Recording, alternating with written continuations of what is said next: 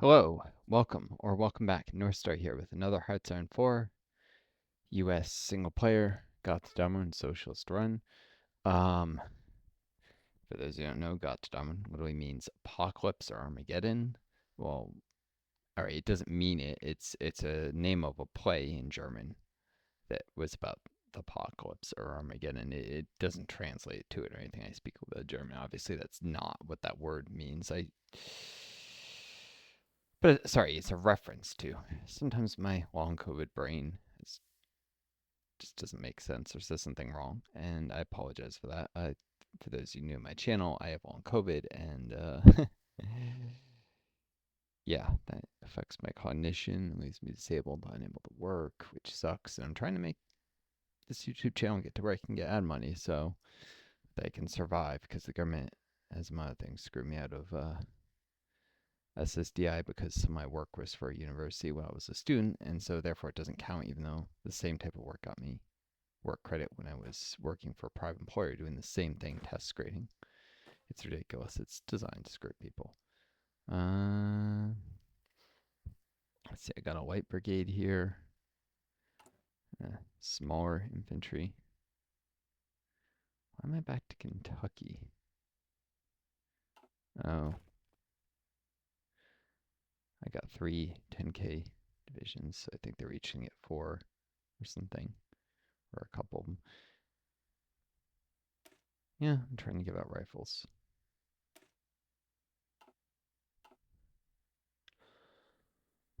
Maybe I was going to turn 3 of them into 12Ks. Anyways, so yeah, I'm working on very limited equipment here.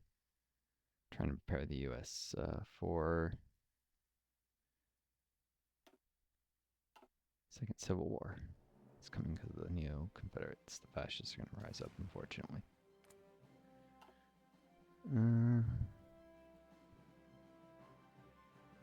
Yeah, how's the weather? It's always storming somewhere, isn't it?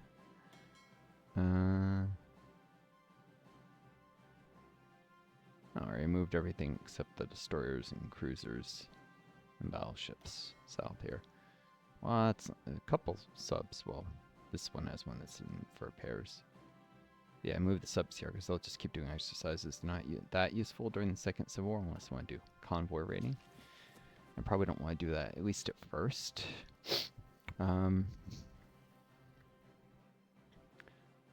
Hand trade interdiction for I might get sub doctrines and then do some convoy raiding. And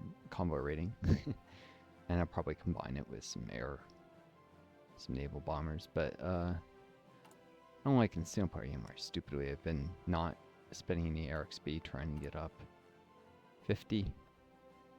Grab branch and pent spirit.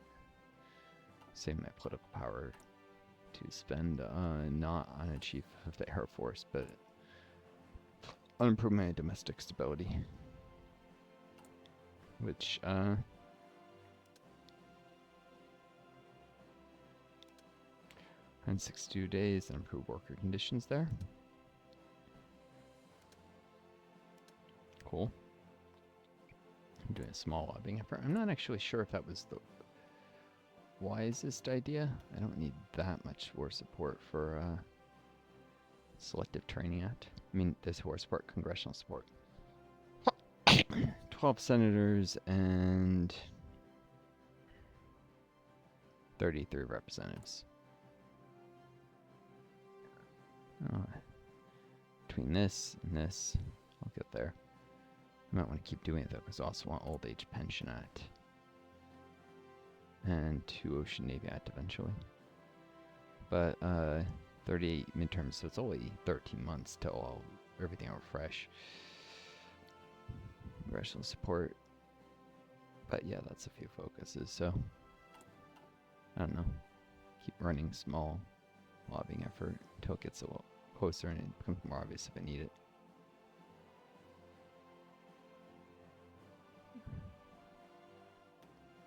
Why is this show up like so? I messed that selected. Alright, let's go, shall we? Yeah. Purchasing some more guns from Belgium. Got an arms factory, Montana. Promised to build, so I'm gonna have to do that. Running out of time on that, 110 days.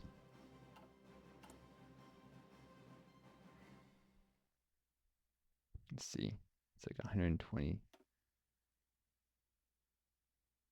Just to see, November 4th. Yeah, I'd be good. I'll definitely want to do other stuff first since this increases consumer goods fraction. I want to get these SIV factories done. Oh, when did these? Of course, it must have done tech. Or something moved.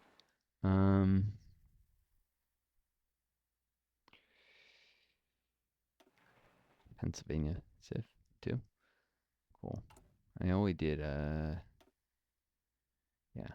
Next 3 concentrated industry levels are probably going to dockyards and mill, but I'm doing a build up to lots of SIV early. I want to fill in all my build slots eventually, but I'll probably radar along the coast. I can't count on naval dominance because I'm going to have to fight the British and the Germans and the Japanese and the Swedes. They're all going to be in Axis together. It's going to be brutal. Anarchist uprising in Spanish Civil War. Continued government attempts at reasserting centralized control over the most independent acting anarchist communes in northeast Spain, as well as Stalinist suppression of dissident communist viewpoints, now at full-blown fighting. Programs hardly needed outside assistance to lose. Oh yeah, so I did check this. Somehow, I would have sworn I put Spain on the anti-Stalinist path, but they somehow ended up, I checked off camera, the original tag goes to the Republic, so somehow they ended up on the Stalinist Spain path, which is, it wasn't a bug. I had to check because these national spirits made no sense if they were on the Republic path. They wouldn't have international brigades. The POUM here, which has risen up, will eventually also, it just has to run the focus again for international brigades. So lots of manpower. I mean, the Republic forces won't be bleeding manpower in this war, but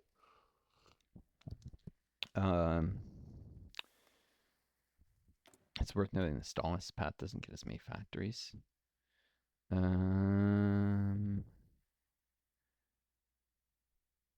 Let's see, they can solidify government control, re-educate the bourgeois, and do the Spanish Red Army during the war.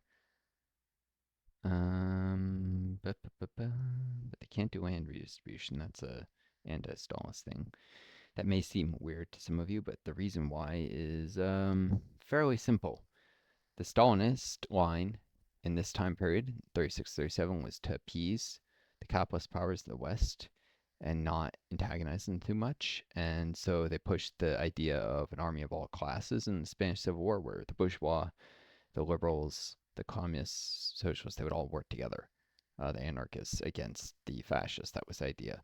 And then reform towards socialism eventually. Also, this idea that maybe Spain wasn't ready for a communist revolution yet. The conditions weren't correct, but it was more important just to beat the fascists. This was also during the time where Maxim Leninov was empowering the Soviet Union, which, by the way, is going right opposition here, but obviously historically went the center path. Historically, the Soviet Union actually started with the policy of collective security. That was the program of one Maxim Leninov. You can see his name here, spelled with a K instead of an X. It's usually M-A-X-I-M, but in anglicized, but M-A-K-S-I-M here. He was the Soviet foreign policy administrator. What was it, like officer in foreign policy? I forget what they call them, but he was in charge of Soviet foreign policy. Interesting enough, he was Jewish, which is relevant because the Nazis pushed this Judeo-Bolshevik bullshit conspiracy theory, and they've used the fact that the Soviet foreign minister, was Jewish, as somehow evidence that somehow communism and Judaism were in league together. It was ridiculous.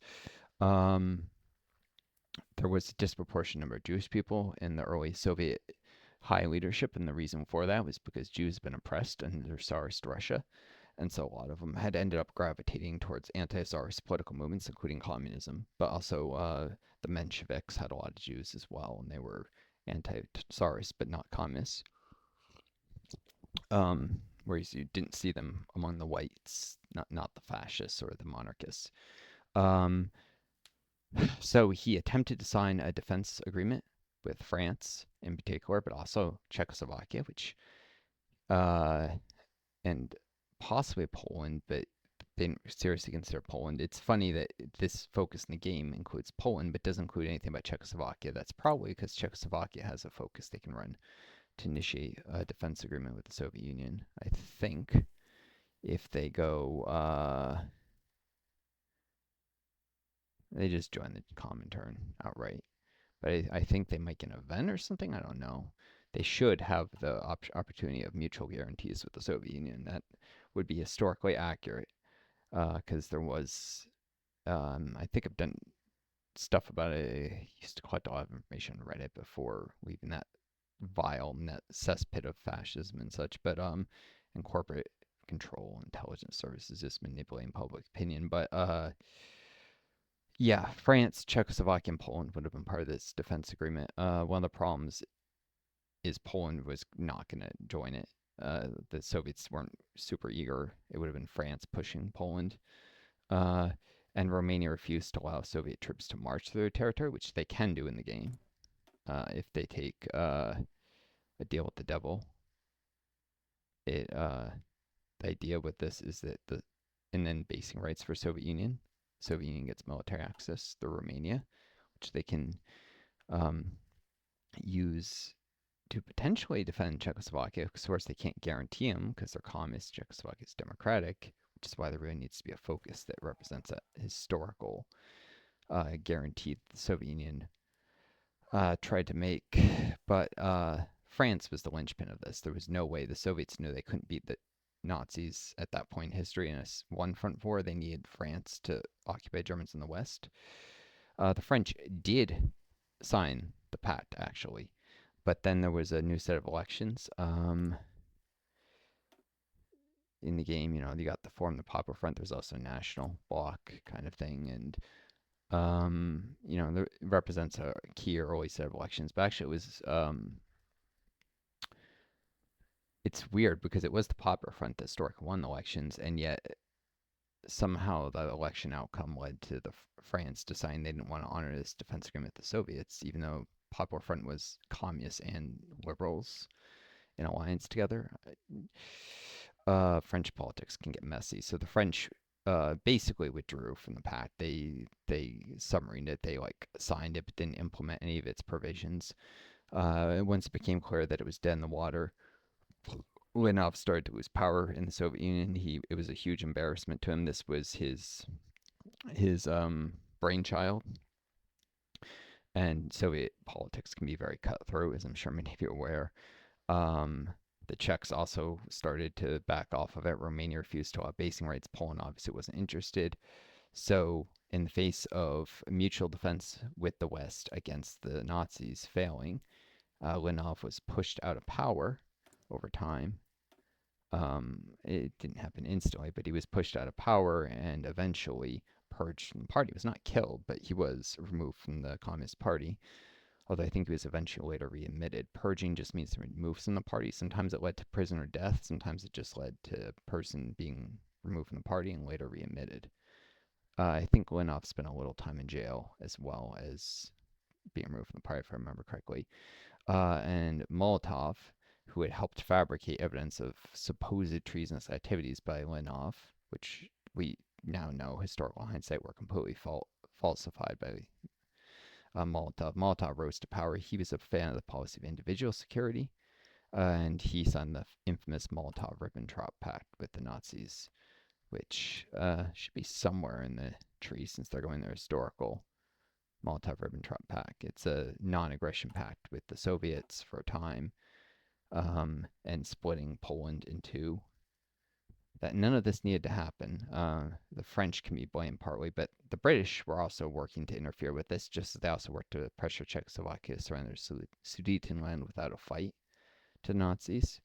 And in exchange for Hitler's promise, there was his last territorial demand in Europe, which we all know to be a bunch of bullshit. Uh, and this was still when Chamberlain was still in power, although Winston Churchill had a hand is a more junior member of the government at this time in that, and he managed to evade blame and make it look like it was all Churchill's fault. I mean, it's all Chamberlain's fault, but it wasn't. Churchill was partly to blame too. He just was a cannier politician than Chamberlain. Churchill was a bastard. He evaded responsibility for so many things. He committed war crimes in like 1920, or I think it was 21, when there was a Western invasion of the Soviet Union. They came via this route through the Archangel Smolensk route. They marched down towards Leningrad, but their army didn't really keep pushing. They got bogged down. They ended up gassing some villages, which Churchill was personally responsible for that order. He had helped develop the poison gas systems as a minister of munitions, and then he ended up in a position where he was moved to a different part of the government. He was in a position to order the use of the gas he'd helped develop, and he did as like a field test of it, and he gassed a small village near Archangel, which is do you have an idea where that is? Here. So like somewhere around here or here. I think it was, I saw on a map. There was a small village here, a few thousand people, poison gas by Churchill on his direct order. He also advocated using the same poison gas at a different point in his career on Kurds in Iraq and Pashtuns in Pakistan. So, and even talked about using it on Iranians. So he was a evil bastard. He wanted to gas people left and right. He was a big fan of some of the British concentration camps in East Africa later, in like Kenya and eventually Ethiopia when the British took control of it after Italy lost World War II. Yeah, none of this will ever be referenced in the game. In fact, the new DLC, the Bengal famine, which Churchill played a huge role in, is treated like it's just a natural occurrence due to the Japanese advances, when it was actually an intentional policy of starving the civilian population so that they would be hunger weakened and less useful as factory workers to an occupying Japanese army. Of course, that would also leave them too weak to resist the Japanese, but Churchill seemed to think that the Indians would turn coat and work very loyally for the Japanese, which you probably believe because he had terrible racist views of the Indians and hated them, and so he thought the Indians hated him back as much as he hated them. Churchill was a prick. Anyways, let's go, shall we?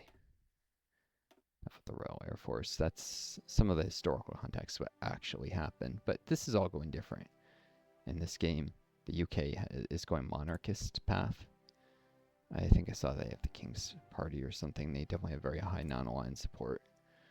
Yeah. House Windsor. Yeah, they're definitely going monarchist. And I think that non-aligned faction gets renamed the House of Windsor, actually. Monarchist. And that means they can join the Axis. They could just sign an non-aggression pact with the Nazis instead, which make it much easier to deal with them. They'll still attack me. But if they're not in the Axis, they won't have to fight. Germany and Japan is going non-aligned, so they'll join the Axis too. And Sweden already joined the Axis, even though they're going communist, which there's this guy. If the player can get rid of him and choose a pro-Comintern or pro-Allied communist leader, but the AI just always sticks with him. So if they go communist, I'm pretty sure, or at least in this version, so if they go communist, it means they're joining the Axis, which is obnoxious. They should have, 1 in 3 chance, with the chance of joining allies or Comintern at least equal.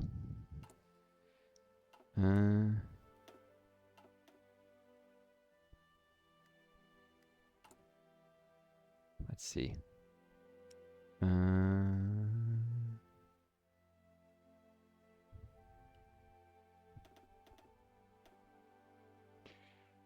Got too many ships repairing. What's close to done? I think I'll cancel the repairs in the Louisville and the Chicago. I think I mentioned this earlier that this could just be repairing ships that'll get handed off to the Neo-Confederates. I'm not super a fan of it. There we go. I'm not sure if this turns off repairs for the whole task force. It does. Cool. Put that back on.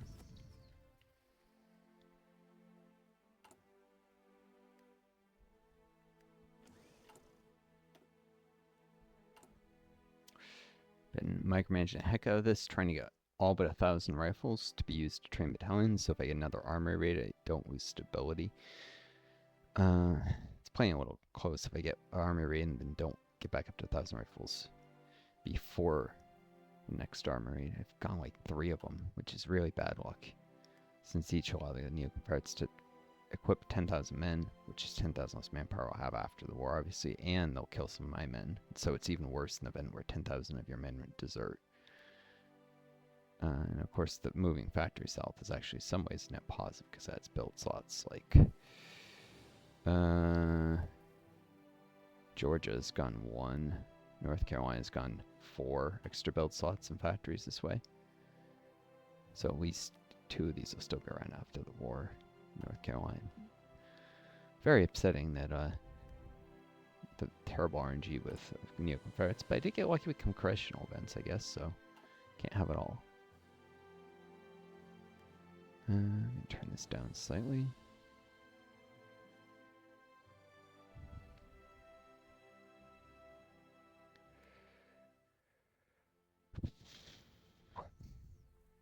Yeah, so I know my history very well. I don't always talk about the historical context because it bore you guys to tears.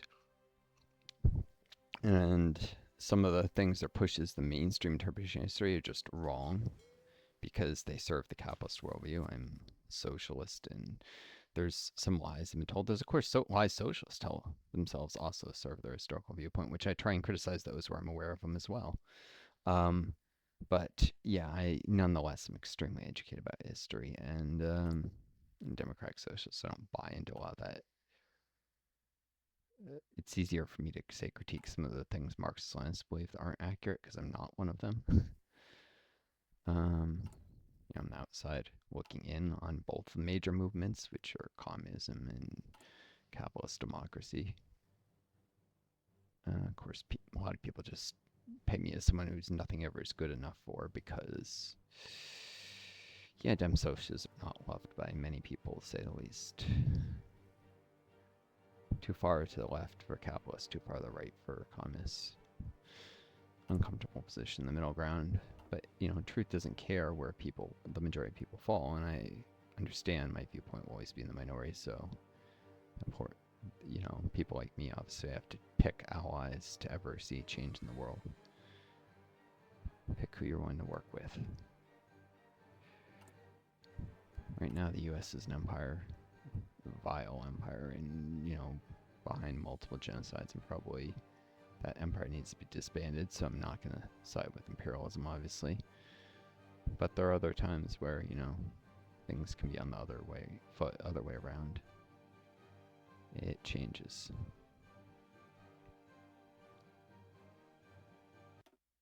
We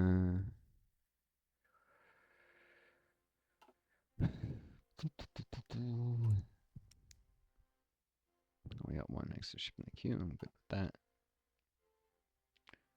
I'm trying to keep it consistent.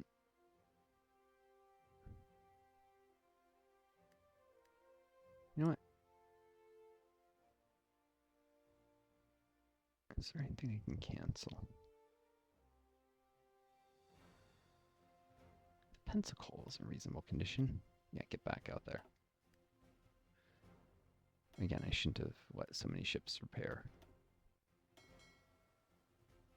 That was a mistake.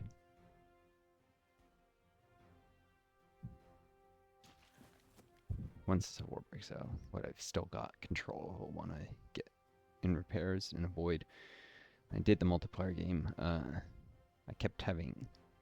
What happened is that there would be new Confederate subs here. They would do convoy raids, and then subs I had and exercises would get drawn in the battle, and it would just sometimes it could snowball. So keeping the subs out of the area and everything would there be import and strike forces so that I can't suffer naval invasions because I don't have the equipment to do coastal garrisons this time like I did. Of course, sometimes the AI can do naval invasions, and I shouldn't be able to. So probably actually eventually need to do some convoy raids too to catch any actual naval invasions off the coast and start deploying coastal garrisons fairly early into the war. I can't stop them forever. I'll have to look for warnings. Naval invasions are imminent and rush troops to any areas that might suffer one.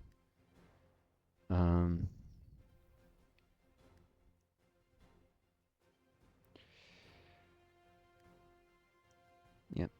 Keeping the subs so they can do their exercises undisturbed. I have a lot of subs and I'm less interested in convoy raiding, especially when I get at least half the convoys back after the Civil War. I'm more interested in just protecting my convoys and destroying like capital ships, which actually I get those back too. So I think I get those back. May or may not be worth even fighting those, but naval experience and training up admirals. This is gonna be a difficult game with the Confederates hang on for a long time and allowing them to hang on a long time so that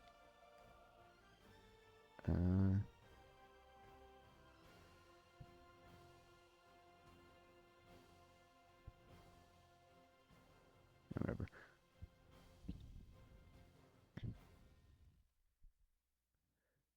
Mostly that I'm allowing them to hang on a very long time because more build slots that way.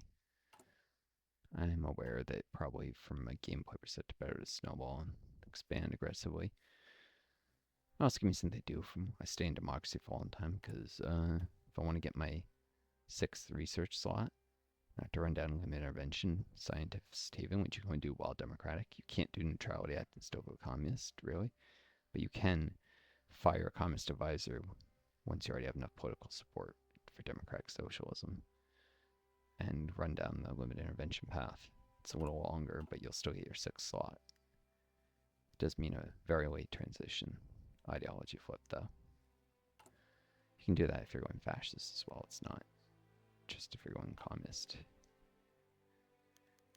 Another freaking armory raid.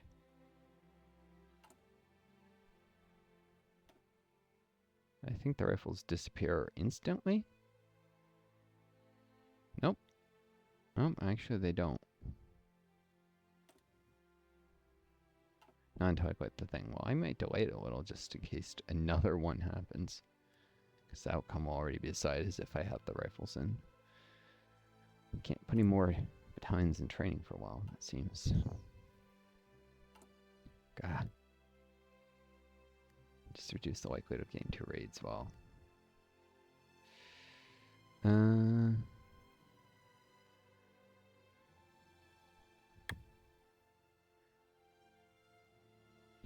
Got Farragut destroyers and Omaha cruisers exercising together. They're about the same speed, so when it comes time to pull them into port, the Omas won't. I think they're actually a little faster in the destroyers. Yeah, the destroyers won't slow the Omas down that much, though. The Omaha was historically used partly as a destroyer leader. That is meant to fight alongside a bunch of destroyers as a fast-moving cruiser to support them. It's one of the roles that was designed for, and that's how I'm using the Omaha class here. Over time, destroyers and cruisers both got bigger. You know, a lot of nations face up battleships and battle cruisers, but then they made some of their cruisers like not as big as battleships, but closed a lot of the gap on battle cruisers and battleships. It's kind of funny. It's proving it wasn't really small ships are better, it was just that the ideal ship size. And the Pocahontas leaders went down.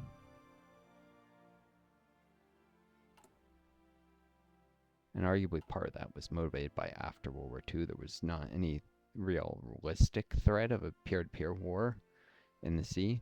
So like the U.S. wanted smaller ships because that allowed the U.S. to decently screen its aircraft carriers, which could project air power far inland for like bombing third world countries, like in Vietnam or Korea. Smaller, cheaper, because you know you still might want a 3-to-1 screen ratio, but if there's destroyers, obviously Or if they're smaller, I mean, but they did get bigger, is what I'm saying. Oh yeah, sorry, no, capital ships would just not add a ton of value to that if you're just, I mean, a little short bombardment, but air power can be projected further inland from the sea. And in dealing with occasional piracy in more modern times, which is part of why the U.S. started developing corvettes, which got heavily criticized because they not very capable in sea combat, but they're not meant to be capable in sea combat. Like the littoral combat ship, it's meant to like the areas it was designed for is the Caribbean and like the Red Sea and the Persian Gulf, like shallow seas that are, well, this isn't called a shallow sea, but there's, you know, this area here near Yemen, patrol areas like that where you don't need super capable ships. And the ship's probably a mission kill if it takes a hit no matter what.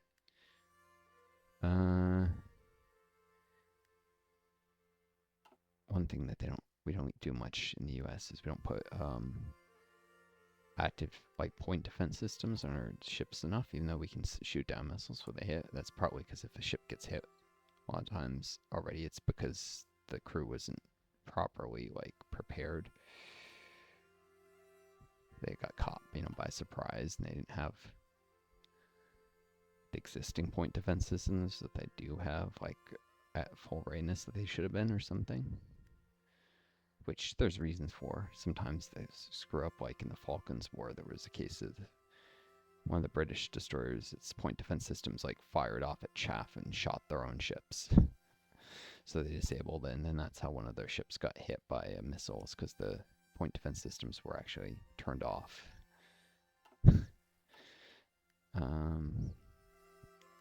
At least that was suggested as a reason why it happened. There's a lot of misinformation out there, you know, intentionally trying to keep the public in the dark about what really happens. Nobody can get blamed, get shit canned for screwing up. But the reality is human error happens. No, there's no such thing as an invincible army, never was. As Stalin apparently historically said, but it's true. And there's no such thing as invincible navy, never was. But anyways, you don't need a big ship if your point is just to go near the coast and intimidate some little third world country. So even a destroyer works fine for that. You don't need a battleship.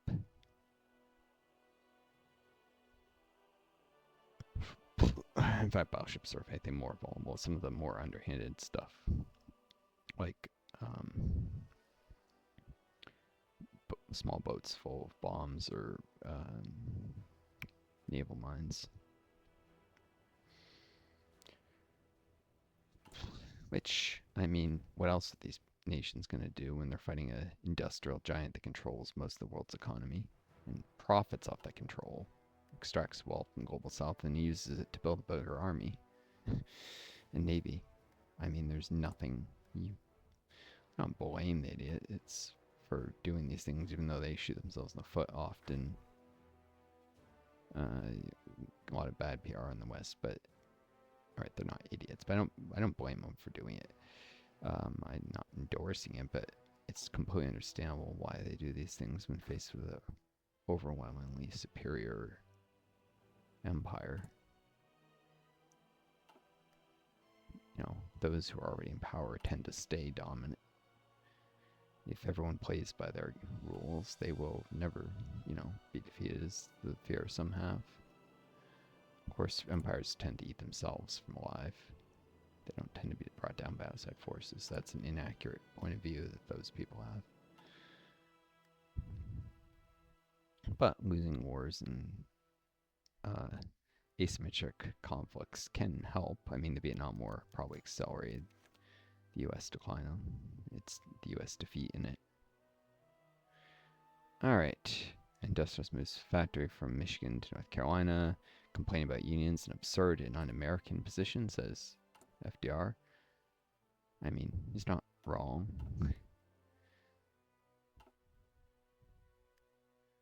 Fortunately, anti-unionism has become the norm in the U.S. For those European, you may understand, Americans I've been brainwashed to be rabidly anti-union. Rapidly. Like, oh, this one's closer to done than the New England Civ. Alright, that's the one who should be at the bottom then.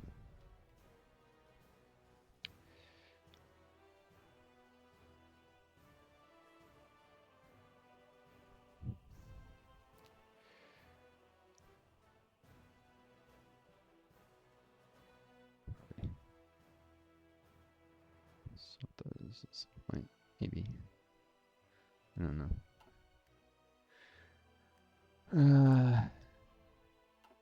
This is Shadow Empires. But yeah, I don't know.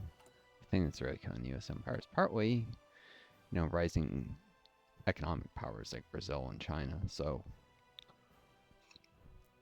playing by the rules of the capitalist game and then subverting them a little, but you can't expect these nations to quote play fair. The U.S. has never played fair economically either. If you think we have, you're insane. The U.S. used to steal so much intellectual property from the British in the 1800s, like bribe people to come over with machinery designs that were patented and just protect them from prosecution. Argue that it wasn't right to have intellectual property until intellectual property started to be something that benefited the U.S. more than hurt it, at which point the U.S. changed tunes on this. So you can't blame China for like reverse engineering American technology. It's what the American did to the British. It's just history. The wheel of history continues to turn. All right. How am I doing for time? 36 minutes.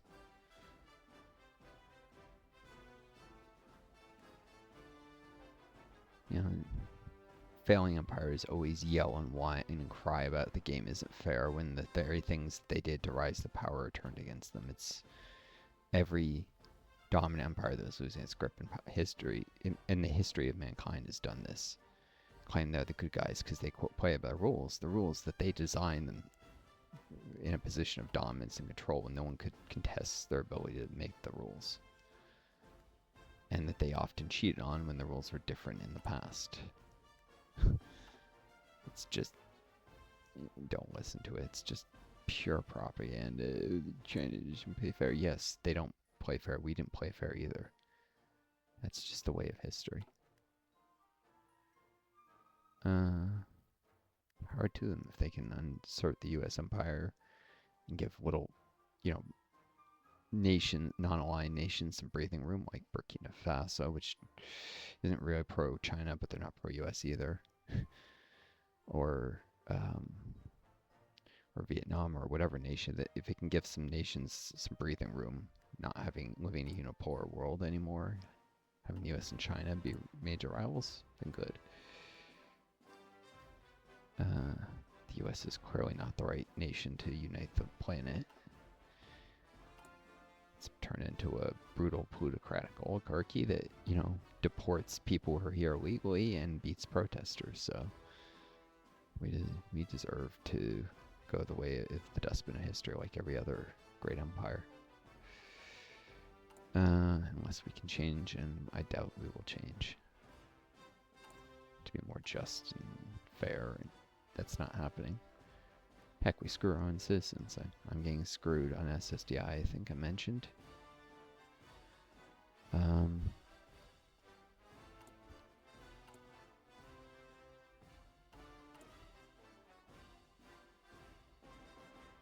I can deploy these battalions. I'm getting screwed because I worked for for-profit employers when I was out of school, but I was in school. I worked for the university, and because of a stupid exemption, I had the NICE pretty much apparently just to screw people on getting work credits.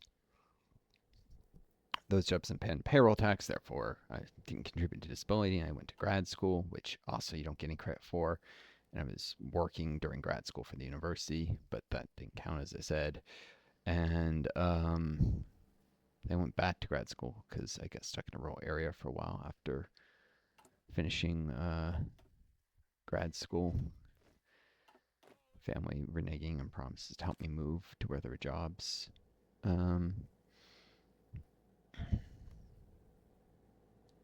70 width. Come on. Eat.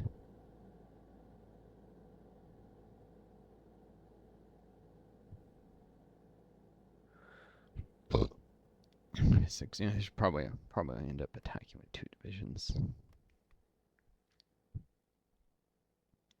Both the hills and plains, each and having the others in reserve.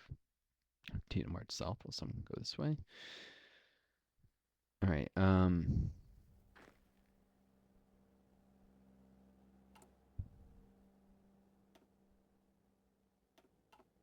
So really, all 4 of these train battalions need to go into a single. 45th, I guess, infantry. They're the lucky ones that'll get 4,000 extra men.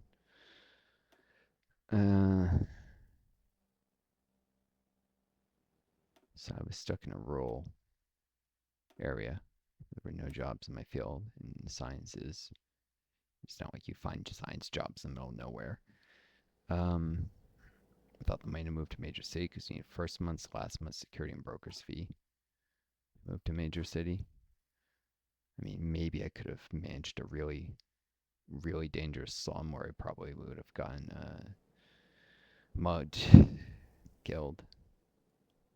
Physically, I've always, probably because of GI absorption issues, been physically weak. And though I know how to stay out of the most dangerous areas, if you live in one of them, you can't avoid it forever. I have lived in some somewhat dangerous areas and managed to avoid trouble, but we're talking like living in the most dangerous areas of, like, say, Chicago or something. That was not going to be safe. Or New York City, like, there's some really dangerous areas. Actually, that'd be in Jersey, not New York City itself. So I could move to where there were jobs. I had worked in school, but I just put the money into borrowing less student loans by basically borrowing less than the cap of what I could borrow. I mean, I wouldn't probably need to borrow the cap either way, but borrowing substantially less. And basically just putting money I'd earned in jobs into tuition, which I'm sure you know, you can't nearly keep up with tuition through employment in the U.S. anymore. School is just infinitely more expensive than that. That's 35th Infantry.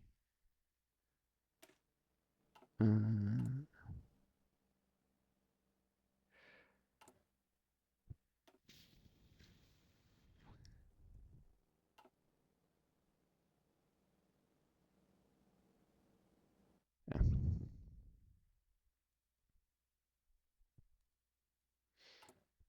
Gonna need to come back to that, but there was somewhere else I saw. Oh, yeah, I was gonna create another light brigade here, so this still doesn't have. Oh, that's surprising. I had defense. I already given the artillery because they really needed the experience. Having the artillery lets them train up a little faster, I suppose. I might have failed to disable.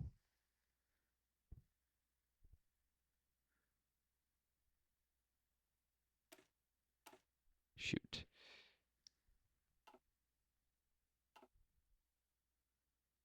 I need to change that to an exercise version, or this is that 1 division.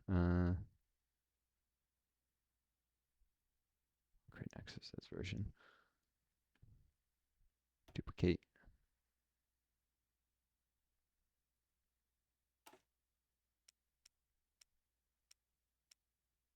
I'm not even gonna do the artillery.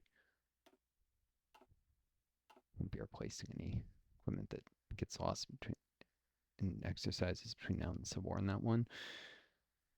That was just a little mistake when you have this many divisions. It's inevitable you make mistakes. Probably what done. It's a reserve priority. It's probably got the stuff disabled. It did not.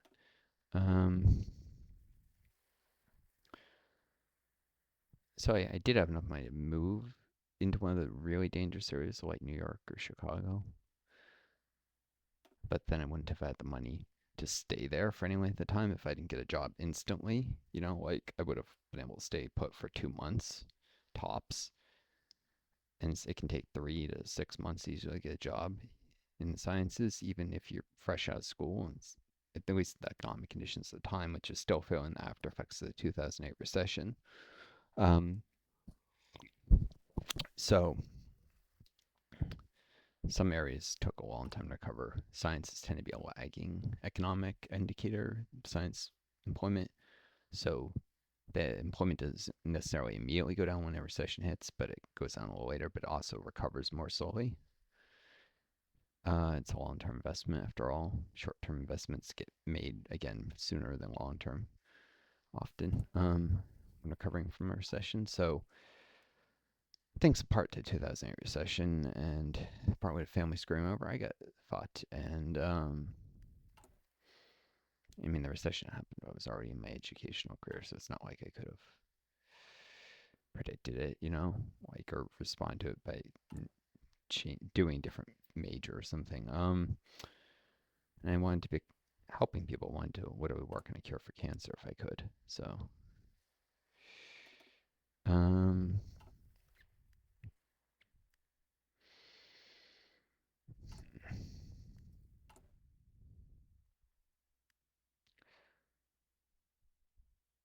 I, oh, they must have stopped working on stuff. October. This would be all of September. That would still be before the deadline on that.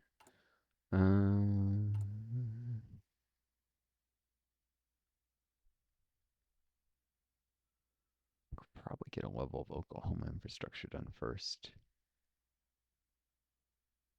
Possibly. Delay that slightly.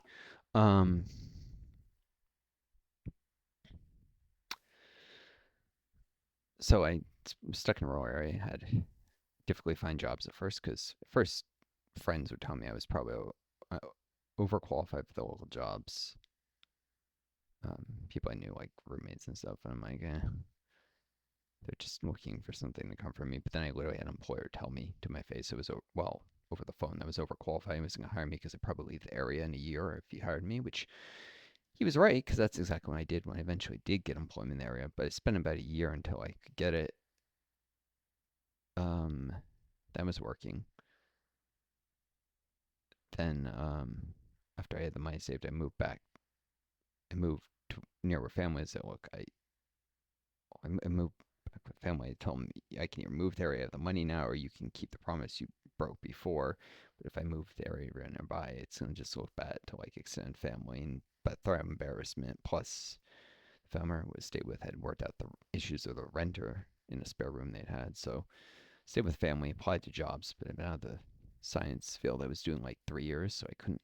I got a couple interviews, but I didn't get jobs. It was made clear to me that I had been out of the grad school too long. So I ended up retraining as an EMT after like a year of this.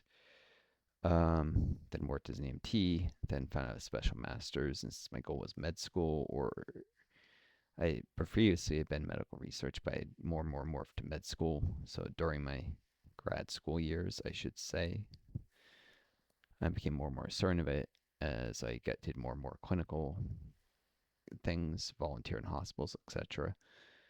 Um, but I mean, I could have settled for medical research if that was what I was forced into. So I was trying to keep an open mind. So sometimes you hear me say one or the other. It's not an inconsistency in my story. It's just a certain flexibility of being willing to knowing you just got to survive sometimes in the system and can't always do your dreams. I had a coworker who suggested I apply a special master's program that would be almost certain to get me into medical school if I did well in it.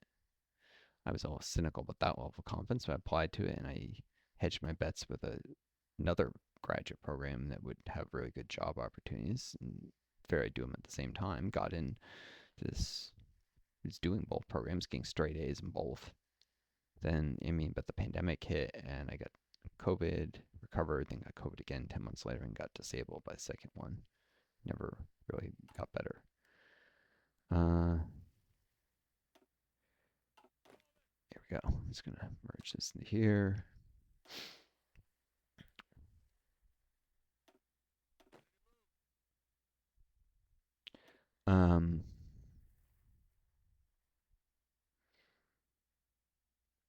But yeah, the end result of all this and the a lot of time in grad school, not getting credit for grad school, and time working for the university while in grad school and not getting credit for that, which is ridiculous. It's paid employment that in the private sector would absolutely count. It's just a way of trying to privatize everything and punish people for working for a nonprofit. As most universities are nonprofit.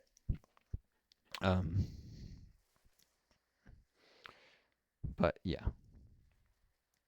Well, as ridiculous as that is, as much as it's unfair, that didn't count. So I end up with just shy of the work credits I needed for SSDI, and which the whole system of how those scale is bullshit. Increases until you're like 31, and that just stays level to your 42, which is just a system designed to screw people in their like 20s if they become disabled, or like right at 30, 31. I came disabled at 31 exactly, which is the worst possible age. It's almost like terrible luck to the point I'd almost believe that someone had it in for me, or fate, or whatever. I don't know. But that's making myself. Why did that not merge with that line? Huh. It's the same thing as this. I guess it's because I edited the thing a little before. Where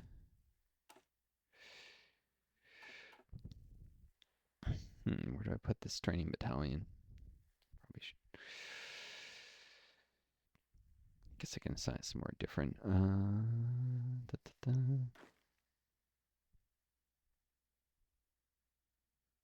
Two 12Ks and a 15.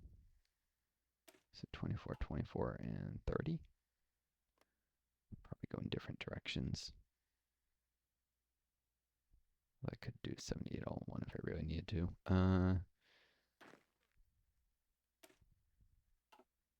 That's 8. They have enough defense to be used. Yeah, they have enough useful defense. I may have to just self-return this.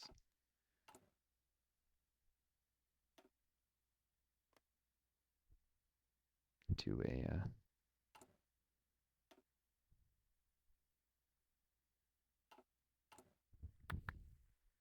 one more there. To a 12. Okay. Where else could I really use reinforcements? These priority equipped ones have been, well, equipped. It's enough of that, I guess. They're all 10K divisions, right? No, I accidentally selected a 12. Good thing I double checked. So whatever it was, whether it's fate, someone trying to screw me, somewhere along the line, I have some psychotic family members, so I don't know how they would have made sure that I got COVID from my roommate if I didn't vet the roommate. If a family member wedges, that's what happened, but I think that person is just nuts. There's no way that could have been arranged, but maybe they're right. This particular family member has different theories all the time, and half the time blame is me for, like, it's my fault. Oh, you weren't cautious enough of this person when there's someone who's trying to screw you. You can't live your life in fear all the time. Plus, I'm not convinced this person's views of what's going on anyways.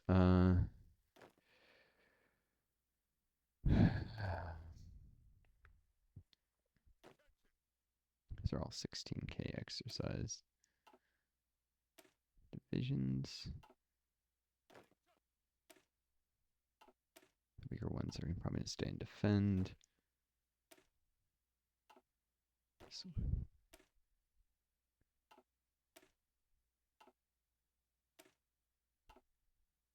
75th Infantry. It's always 6,000 men.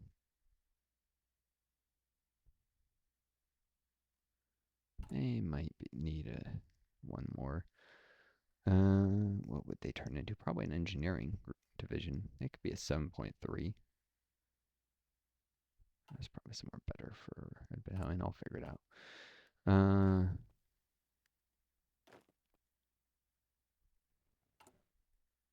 September 13th, I got the time. Just letting this expire. Armor raid.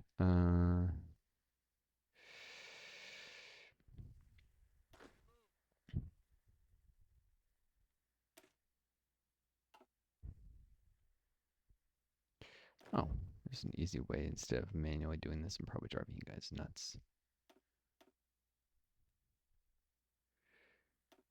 Do it in reverse.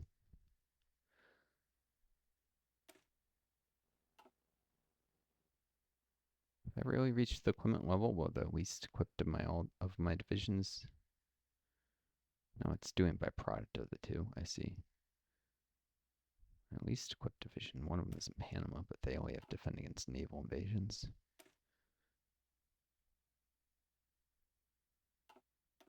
Looks like 37th Infantry where is my most vulnerable. Our 15K exercise division, so 30 width. Guess they can become a 16, 32 width auxiliary. This eventually, but very under-equipped. Right. Starting to reach decently strong front lines everywhere. It's good.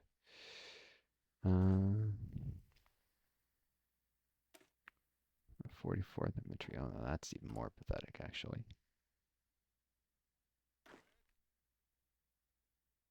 30-14. 35th.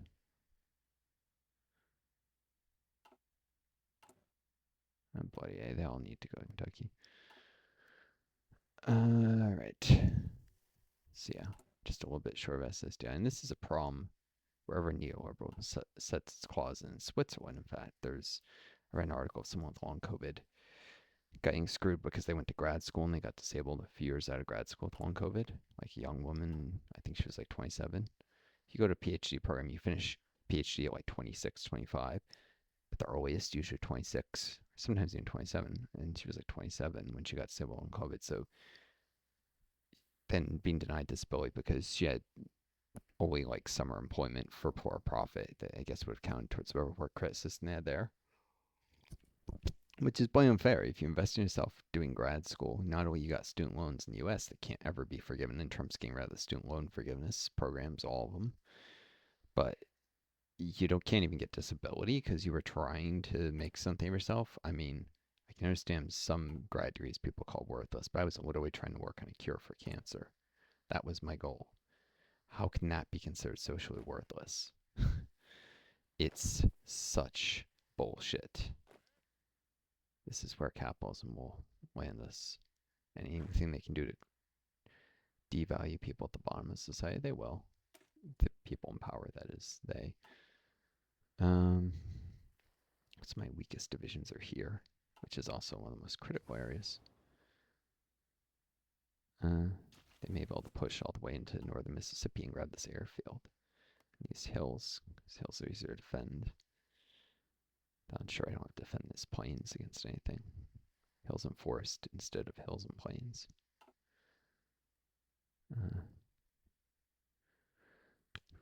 Forest for the airfield, and if I control the forest in these hills, I might as well do these hills. So this plains is not on the front.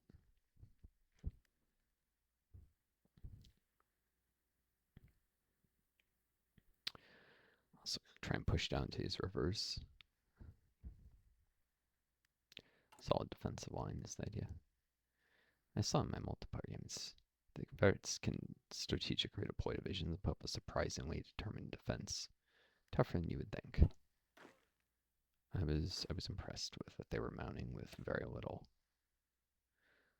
These engineers are really under-equipped, even though they'll get some support equipment probably. I'll probably need to turn this to 5K engineering. Have something like that, right? 5,000 man engineering. I have a training version. Make an exercise version.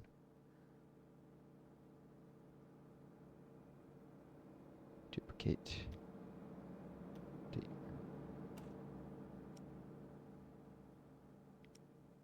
Farm equipment, no. Some people hate like having lots of foreign equipment, but it's actually great for your ability to micromanage where your rifles go. You can turn on for have different templates. Make sure only these specific divisions only get equipped and only partially, kind of thing.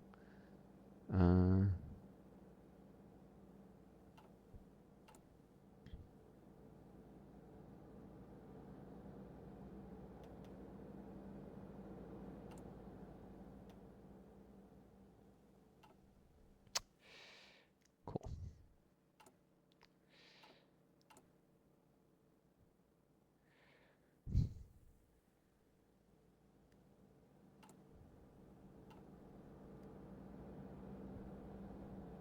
It's not going to be long at all until the Civil War. Oh, I overdid that a little. At least it's easier on equipment if you keep a division in the train queue a little longer.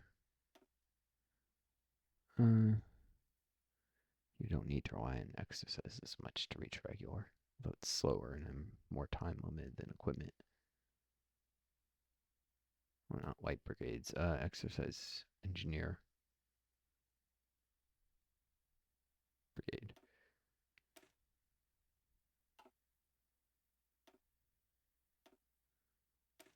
These guys already have 35 defense. It'll go up a little when they reach back to trained, and when they get support equipment, it'll be like 70s. Add in commander skill entrenchment bonuses. And the fact that they'll be fighting alongside other divisions, they'll take some of the hits, and they'll probably avoid crits, just barely. Longest run, often you want the smallest divisions that won't suffer crits, because that will allow more support companies, particularly support artillery, which are very cost-effective soft attack. You pay a price in coordination, of course, but I'm going for some larger divisions to raise the average org level. Adding to divisions that just don't have enough rifles, period, so they get some additional men with the rifles instead of just the rifles. Having unequipped men in a division just can help raise the average organization if they're support companies. Of course, they use supply, so it's all worth it because they have the very good supply network that is the United States. And it's not perfect. There's a few places the supply network is showing strain. Here, most of all. I do have improvements queued for that, though I need infrastructure in Kentucky and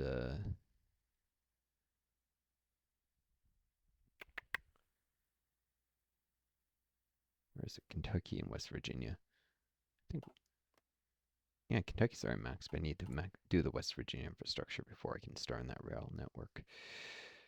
I'm going to do West Virginia before California, at least try and get a level. No, because then I could do the rail soon. Just might suffer supply for a little bit. I don't have to do infrastructure first, but it makes the railroad a little cheaper.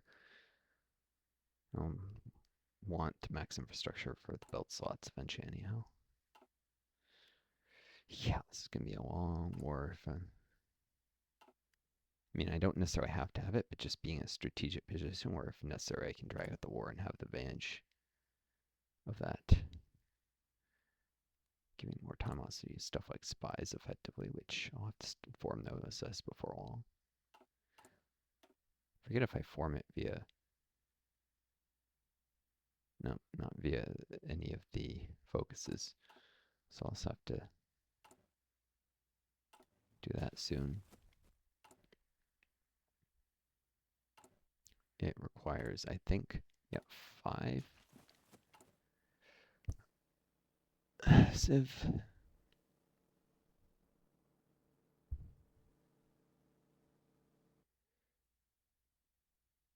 Oklahoma is one of the places my supply network's a little strained. Not that strained, but like this hub will be more effective with extra infrastructure. It can project supply further.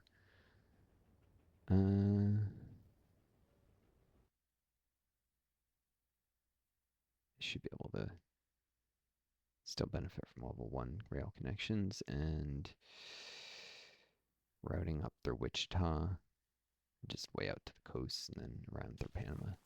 Very well circuitous supply route for sure.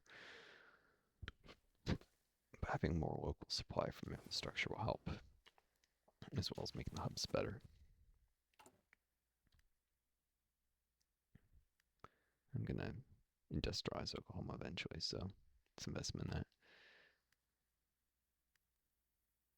We find the Civil War also on very few factories, very few military factories, because I can win it and only get more on lease that way.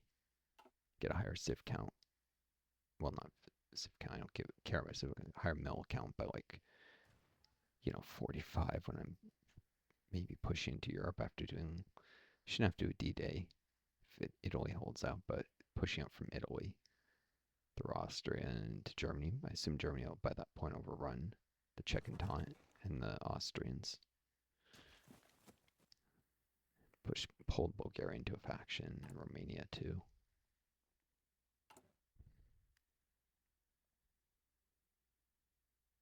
Oh, okay, let's see. I know 238. That small lobbying effort went pretty well.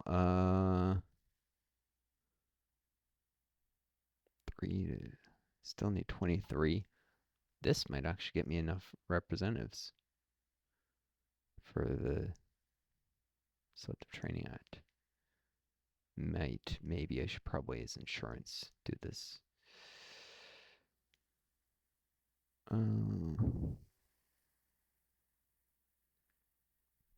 I can wait. Might do some anti-communist raids next. It's only 50 political power and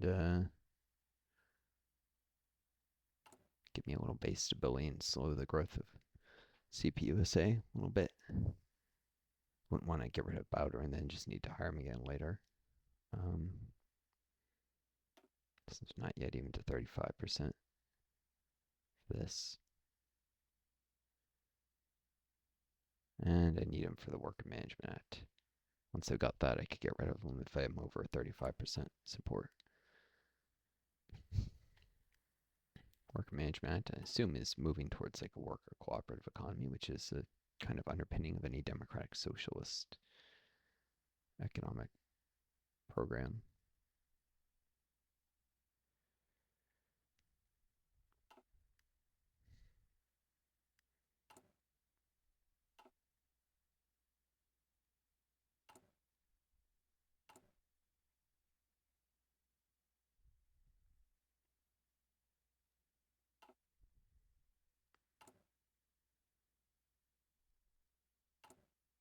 Yeah, I need to find more room for dockyards eventually too. I'll probably, after construction, concentrate industry 3. I'll start peppering the Northeast with more dockyards. I'm gonna need a big navy to face down the British, and I mean I can win probably already, but it's better to win with overwhelming force and suffer far fewer casualties.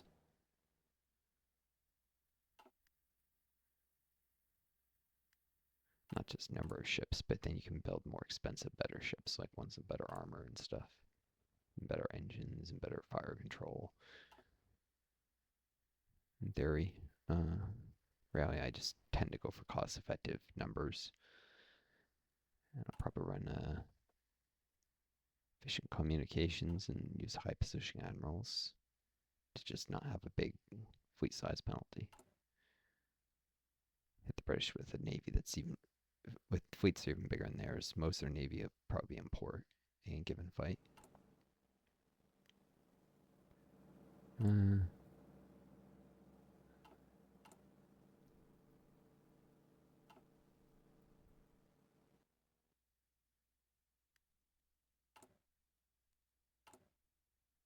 September 13th. Yeah, I was gonna can already do that.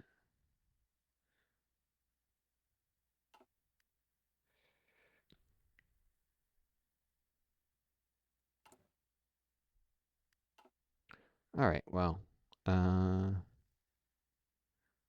get you guys one more song. Probably gonna not Twilight of the Gods. It's too.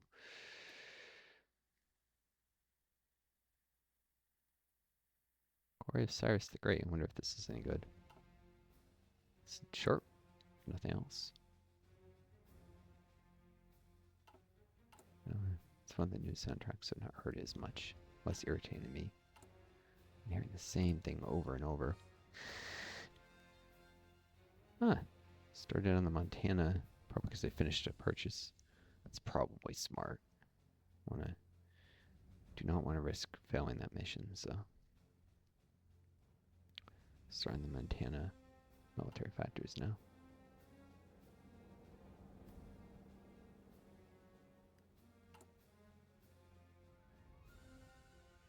This could provide benefits as the war breaks out really soon.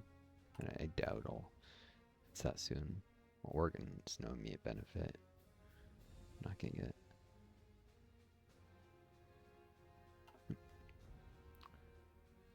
Wish they'd always choose obscure states for I want a munitions factory in the middle of nowhere.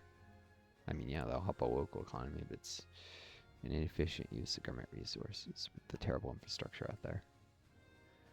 There's not enough build slots.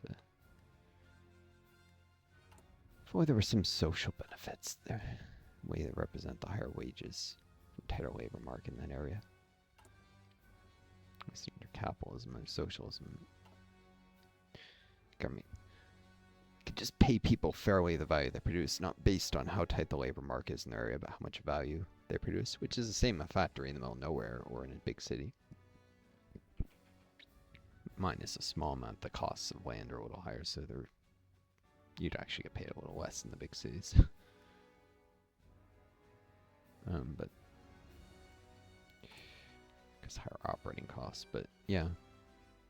Soviet Union stupidly tried to do all these state-owned enterprises with everything and run them in such a way that there's nothing wrong with state-owned enterprises per se, but the problem is the way they ran them. Save, I haven't saved in a bit.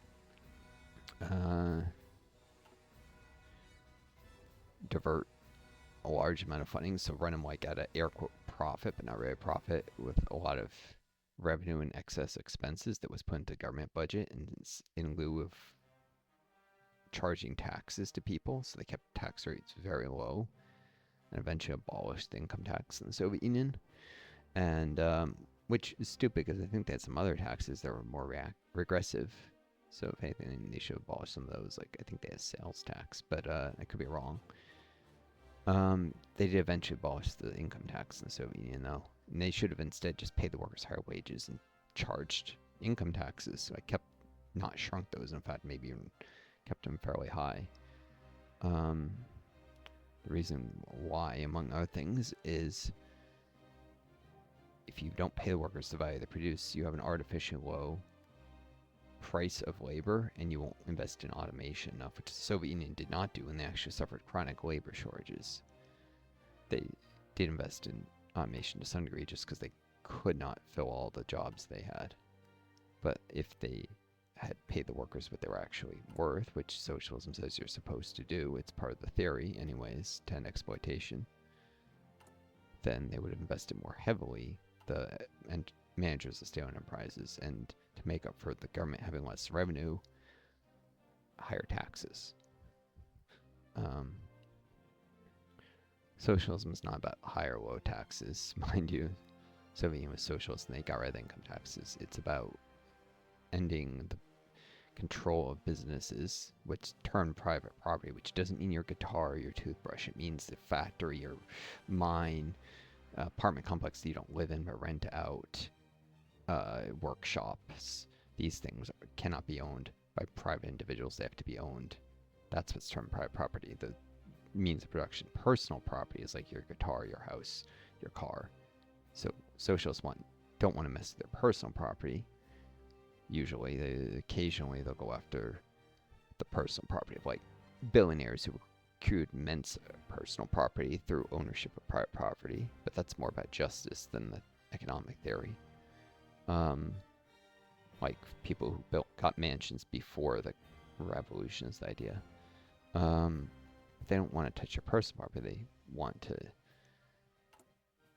put private property under the control of either workers' cooperatives or the state, which is controlled by the idea being the workers through parties that actually represent their interests, because there are no billionaires, so the parties don't get subverted by billionaires.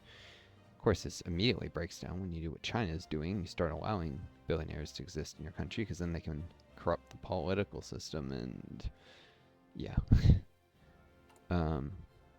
China has a delicate balance there. They do keep the billionaires in check mostly, sometimes even execute them if they do bad things, but it's a delicate balance, and someday they're going to lose that battle if they keep it going forever. Which is why the Chinese state is talking about nationalizing some of these businesses that are privately owned in the coastal cities now, ending some of the special economic zones on the coast, while actually expanding, creating new ones further inland in less developed areas. So using capitalism to develop the inland areas, but re-socializing the economy in the coastal areas that they brought in capitalism in order to help foreign investment, basically. It's not that, because of the same rates of foreign investment in like GDP per capita and stuff, socialist economies like nationalized actually grow faster. The Soviet Union had a higher average GDP growth rate than long-term growth rate. I should say not average year to year, but long-term average growth rate, which is important because if your economy grows 100% one year and shrinks by 50% the next, you haven't made any progress. Your economy is the same size as it was 2 years ago, but your average yearly growth rate would be plus 25%. It's a meaningless number. When you look at the long-term growth rates, the Soviet Union, they had the highest in the world, except for France before the end of the Bretton Woods economic system, which Nixon tore up. It was a banking system and the way the global economy was handled until the 70s. And after that, it switched. France's economy completely stagnated after the end of Bretton Woods because they had massive U.S. currency reserves that were made worthless. And that was partly for a long time they had set like high taxes and careful with government spending in order to build up that foreign currency reserve. And when it was suddenly worthless, people were, it just screwed over their whole economic plan. And they'd already developed a system where people didn't work as many hours, so it was hard to rebuild those reserves. French social democracy.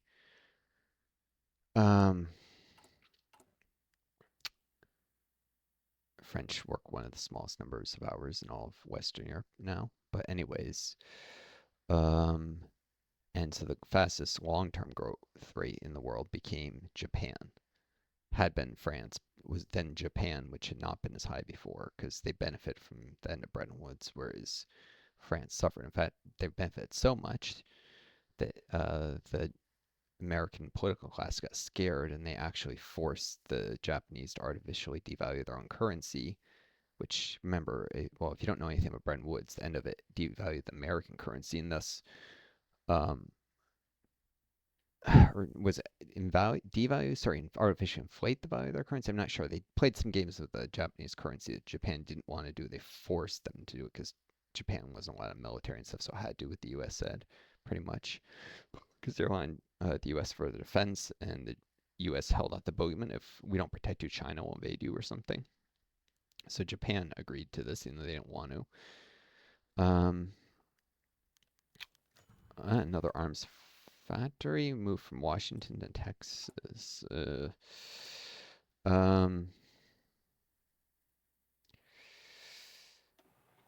guess that changes my priorities a little. Washington will have to industrialize before Oregon, then. I'll need that factory.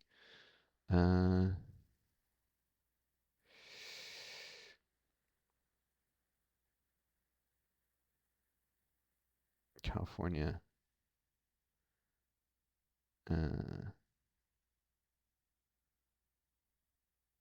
Washington, Oregon.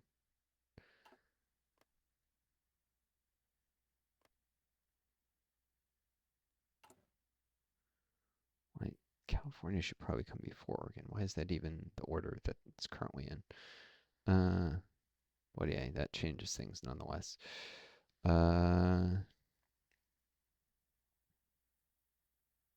have to double check this later. Yeah, so far it's probably very close now. Very close. So Japan became the world's fastest growing economy for a time, but the Soviet Union was number 2, second fastest after Japan. And they consistently kept the number 2 slot throughout pretty much the entire Cold War until the 80s, when they started to hit a huge economic slump that lasted until they collapsed. But they would have recovered from that. Economic slumps never last forever. They would have gone back to growing like crazy. But then, they collapsed. And they didn't collapse because their economy was in shambles or something, although there were huge economic problems at the time, which were temporary. They collapsed because their own population stopped believing in the Soviet project. There were just too many people who thought, it was a failure. It didn't matter what the reality was. It only matters what people think sometimes. They lost the propaganda war, essentially. Ironic, if they'd just done a better job of propagandizing their own population, they would have probably eventually won the Cold War, because they would have recovered from that economic slump, probably made up the slump with faster growth than ever after, because usually after you come out of a slump, you get a period of faster growth. The internet would have probably been very valuable for increasing the efficiency of a centrally planned economy and improving computer technology, which the U.S. worked very hard to keep cutting edge computer tech out of the Soviet Union, but it would have made its way there eventually, or been stolen or whatever over time. And yeah, but they didn't lose because their economy was shit. That's a lie that's told by right wingers to try and justify the way things happened, based not on facts but on ideology. And the facts on the ground say that their economy was actually quite good for most of their history. But I said, all things being equal, foreign investment rates and such. Part of the reason Japan's economy grew faster than even the Soviet one, besides the fact their people worked much longer hours, people work longer, they obviously can grow the economy faster, is because of high foreign investment rates. And the Soviet Union had terrible foreign investment rates, because the U.S. worked hard to not allow capitalist countries to invest in the Soviet Union after World War II. Before then, there actually was a lot of capitalist investment in the Soviet Union, but that all changed. And so, yeah, what China has done is create special economic zones on the coast where there's foreign investment, and capitalists can make a profit if they invest, and so they do. And that helps their economy grow faster, because investment always helps your economy grow faster, socialist or capitalist. Whether it's domestic or foreign investment, money makes money. That's not something socialists debate. What they debate is who's who control that money in the first place. But short of a global revolution like the Trotskyists say has to happen for socialism to survive. And I think sometimes they have a little bit of a point when they talk about that, even though if this Trotskyists horrible pains in the asses for the most part. This is part of why I've watched recent things looking at the debate between Trotskyists and the rest of the socialist movement. Well, the Marxist-Leninists, but most socialists are Marxist-Leninists. Like democratic socialists like me are a tiny minority. So, yeah. So the special economic zones in the coast of China help them to grow faster, but they're also threatening to undermine the whole socialist project, which is why they're considering ending them, even as they're talking about creating new ones further inland, where they actually need the investment really badly. Well, anyways, till next time, this is Northstar. I hope you folks enjoy the video. I'm sorry, history, current events, politics lessons got a little... It's not really a lesson, but teaching you guys a little bit of some of what I know.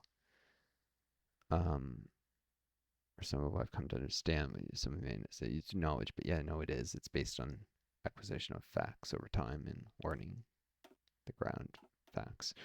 But hopefully that didn't bother you folks too much.